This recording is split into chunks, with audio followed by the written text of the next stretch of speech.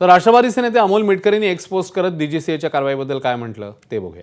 अजितदादांसारख्या नेत्याच्या विमानाच्या बाबतीत जर इतकी असंवेदनशीलता डीजीसीएला होती तर याचा अर्थ स्पष्ट आहे, अजितदादाच्या घातपातामागे डीजीसीएचाच हात आहे असा आमचा सर्वांचा अंदाज आहे.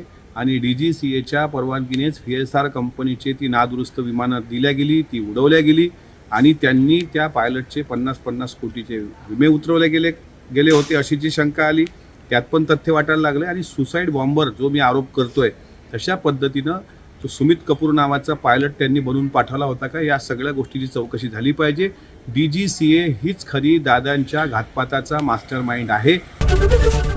एबीपी माझा, उघडा डोळे बघा नीट.